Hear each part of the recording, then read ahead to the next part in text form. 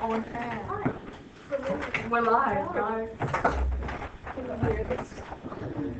Yeah, afterwards you'll be able to hear it. Yeah, hear you, me, everyone. Okay, so what we're going to do is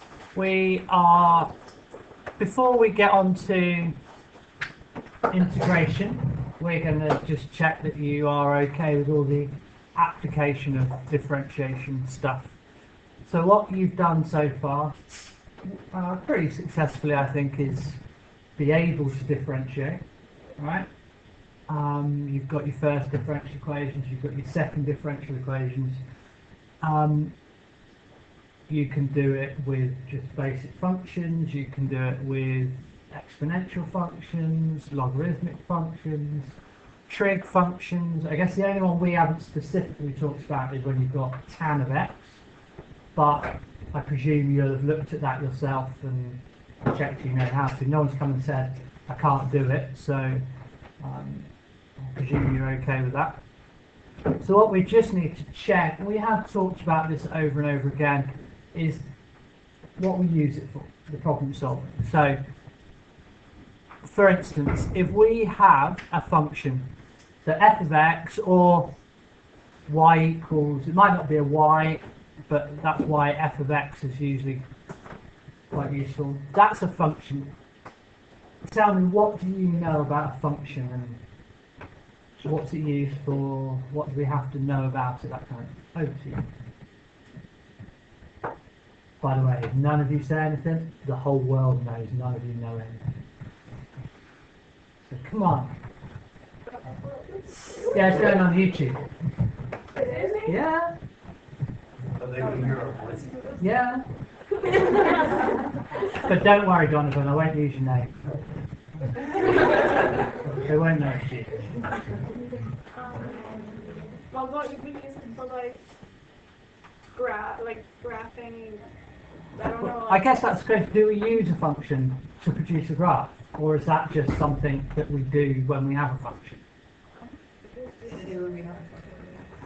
A function is the relationship between x and it could be the relationship between x and y. It could be the relationship between any two variables.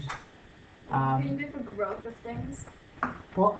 Like Again, if you're, something? I think what you're thinking of is if we graph it, we can see the behaviour of a particular function.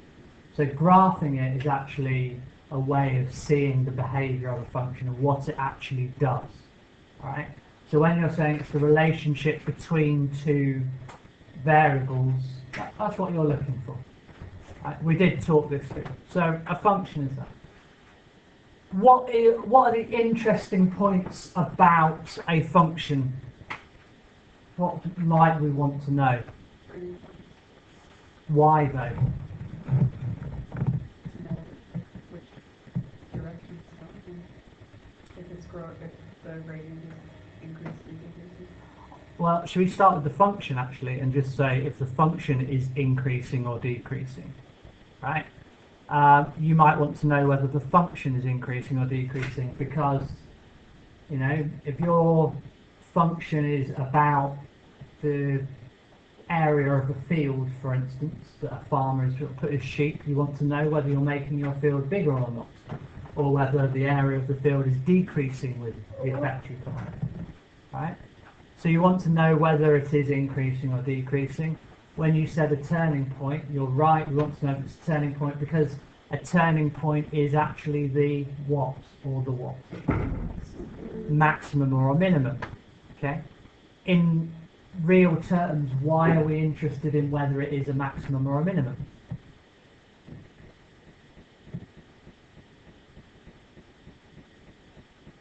Because you might want to know whether it's a maximum or a minimum, I guess.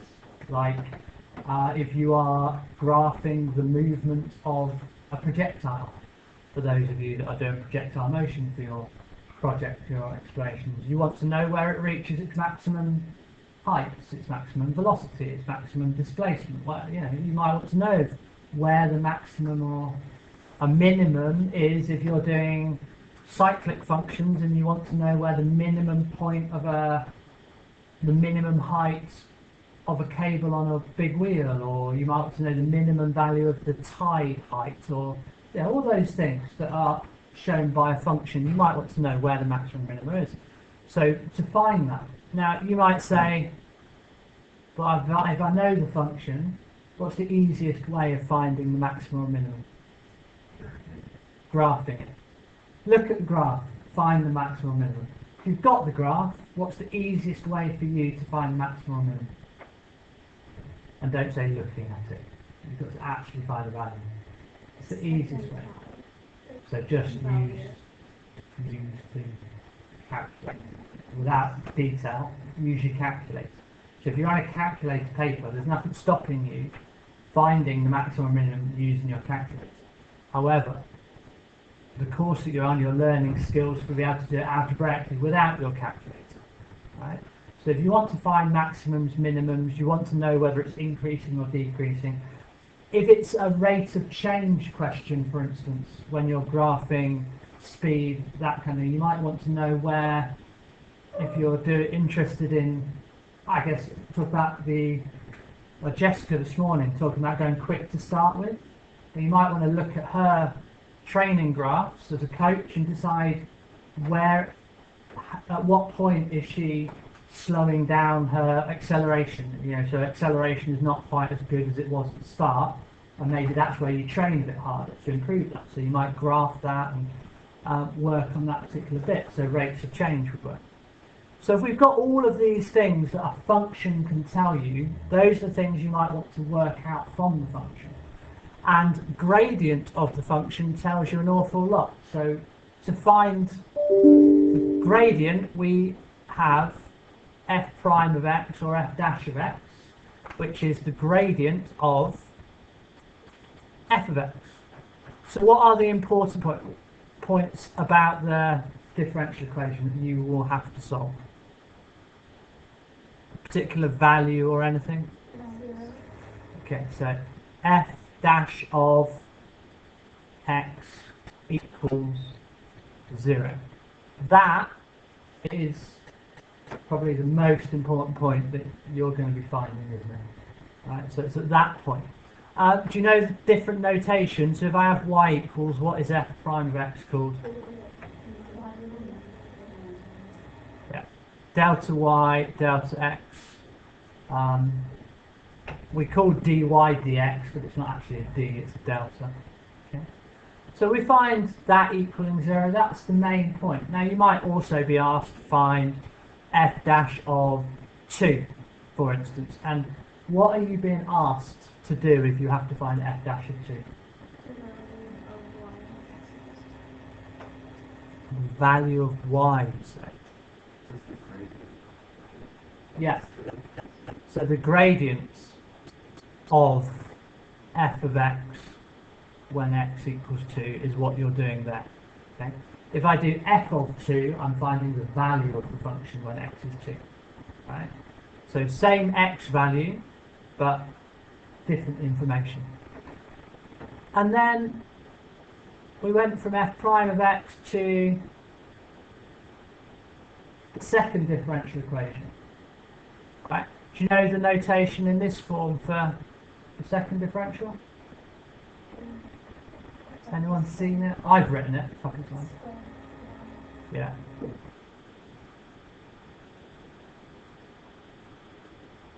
Okay. And the 2's are in other places. It's not a mistake on my part. So that is the equivalent notation. Okay. So it just depends what ones you're given. Yeah. So when it's the first derivative, like with the star thing. Here, the note, yeah, equals 0. So but why is that important? Okay, good question. So why is that value important, people? What can you use that for? Yeah. So we're finding our turning points. Well, actually, does it tell you whether it's a maximum or a minimum? Yeah, it tells you whether there is a maximum or a minimum. It doesn't tell you whether it is a maximum or a minimum. You've got to use some other knowledge for that. But yeah, you find a turning point.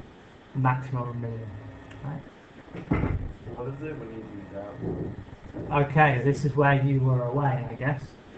We had a long chat about this, and hopefully everyone can explain. So we've got the second differential equation was to do what? What do we know about this? Pardon? Yeah, points of inflection.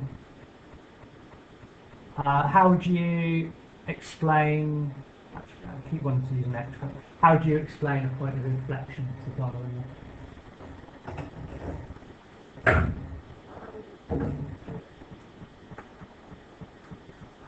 When they're changing conductivity.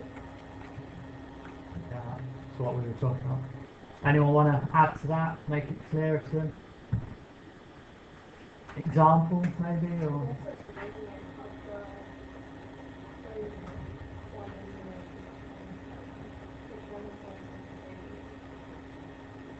so it's when the gradient is doing what? Good, increasing to decreasing. So you know when we have a turning point on the initial function, because the function goes from increasing to decreasing or decreasing to increasing. Well, the second differential does to the first differential what the first differential does to the function. So I can use the second differential equaling 0 to find the turning point in the first differential, and that would be where there is a point of inflection in the first function. Now, what would that look like, guys? So if I did that, for instance, if that was the curve, where's the point of inflection? There. So that's a point of inflection. And the reason why it's a point of inflection is because the gradient changes from, well, what's the gradient doing from here all the way around? Decreasing. We taught that right from day one. At this point, it stops decreasing and starts increasing because it gets less negative going up to positive. And remember all that stuff. So we looked at, that was a good way of finding whether it was a point of inflection. We also looked at what else. If we found a turning point, what can you use to F? Take a point of x value. Yeah. And then the signs of the result of that substitution Yeah. are different, and So if I say negative or positive, is that what you were saying? If it's a positive one or... Oh no, you were saying either side of this point. Yeah. So depending on whether it's negative or positive, either side, you can determine something. There was another thing we looked at with the turning points, wasn't it? And the second differential. If you take the x value that you work out for a turning point, so you found the turning point, how can you use the second differential to determine whether it's maximum or minimum? Do you remember?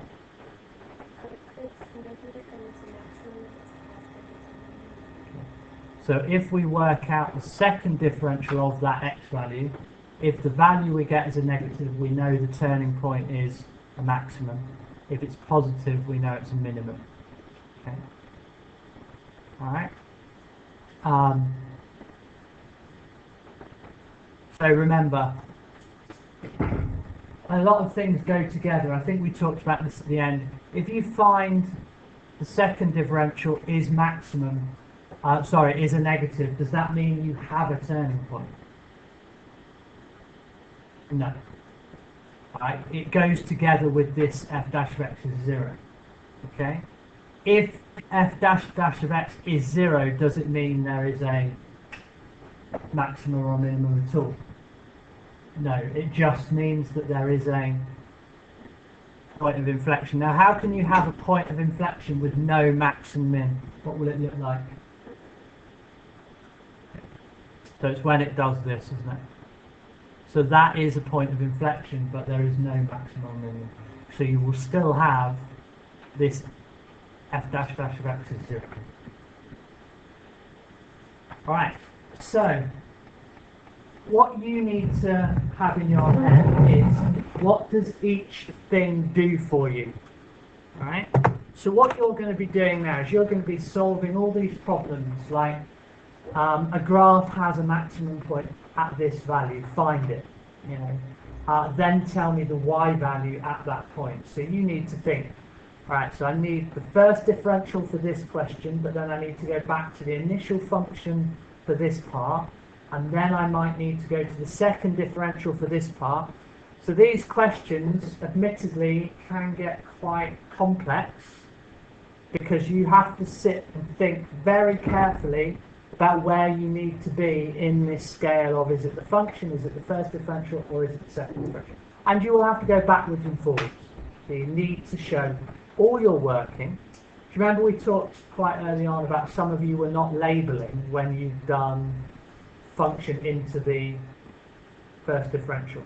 You weren't writing this is now f dash of x, right? And then you accidentally differentiated again because you've forgotten that you've already differentiated. Right, so you did it twice and got the wrong answer. So make sure you're labelling everything very clearly.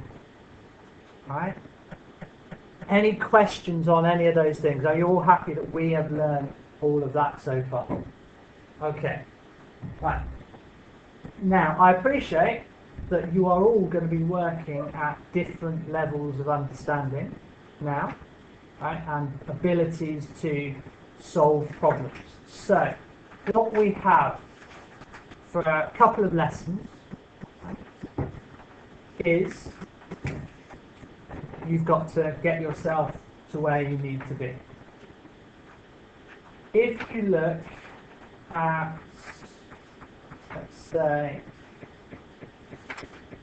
chapter 17, which is on page 413, okay, you will see there is a chapter on applications of differential calculus. Okay, so we're looking at chapter 17, page 413. Now, that starts with the whole application stuff. There is a whole section you can look slightly before that stuff, and you can look through that chapter. This now is the problem solving stage. It is using it to sort out optimization. There is optimization towards the end of that chapter. There is rates of change for the physicists amongst you, all that kind of stuff. What you need to do is, wherever your strengths lie, because some of you are physicists that will do rates of change, so you probably don't need to work on that so much. Optimization is needed. Find the point at which you need to work. Now, if that's all of it, you just need to do all of it. If that's, I'm okay with that, move on, do whatever you feel you need to. And then ask me as much as you need to. If we've got questions that you think, oh, actually everyone would like to go through that, we can do it together. Or if you think it's just a little thing for you, then I can sort it out with you. Other than that, make sure that you've done plenty of practice from this section. Okay? If you've got any issues with differentiating any particular function, let me know, and we'll try and sort that out as well, because if you can't do that, obviously you're struggling. Any questions? No? Alright, good. Go for it.